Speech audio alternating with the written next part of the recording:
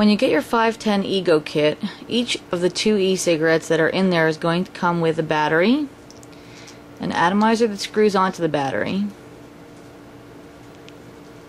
a drip tip that goes into the atomizer, and a cone that goes over the whole thing to keep the juice from leaking out when you drip.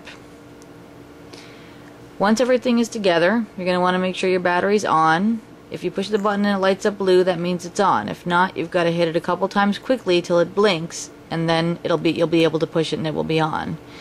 If I hit it a couple times quickly now, it will blink and it's going to be in the off position, so you can't turn it on. That's so you can put it in your pocket. Now it blinks, so we know it's on. You'll hear a little noise letting you know that it's actually working. You're going to want to take your liquid.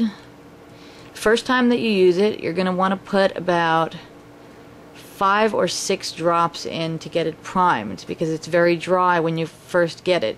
It will have a little bit of something called primer fluid in it. The primer fluid does not always taste good, but when you put the liquid on top of it, it should cover up the taste and should be gone fairly quickly. So the first time you're putting 5 or 6 drops in, that'll get it nice and wet and primed. Maybe you want to let it sit for a minute, kind of soak in the liquid, and then you can take a puff. You want to hold the button down while you're taking a puff on it, and then exhale. And you're going to put your mouth on the drip tip to inhale, and then exhale. After you drip your liquid in, you should look down the middle and make sure that the liquid actually went all the way in, because if it didn't, you may want to give a quick blow right into the top. Don't put it on your mouth, but put it in front of your mouth. You don't want to get liquid in your mouth. Maybe in front of your mouth a couple of inches and blow at it. It'll push the liquid that you dripped down the center, so that way it won't get in your mouth when you go to inhale, because it doesn't taste pleasant and you don't want it in your mouth. Now once you've taken your initial puffs, you shouldn't need to put 5 drops in anymore. You'll only need to put in 2 or 3 drops.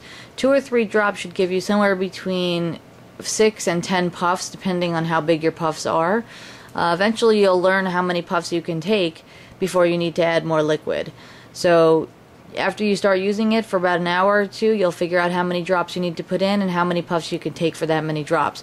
You don't want to put in more than 3, because it will flood the atomizer and will get all clogged up. If that happens, you can unscrew your atomizer, take it out, put it on a napkin, and just blow into the mouthpiece to get out all of the excess liquid. Then you put it back in, and you should be able to use it again.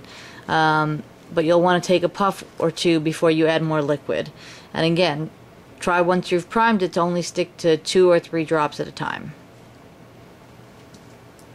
That's about it for getting your 510 kit primed up and ready to go. If you have any questions, send us an email or give us a call.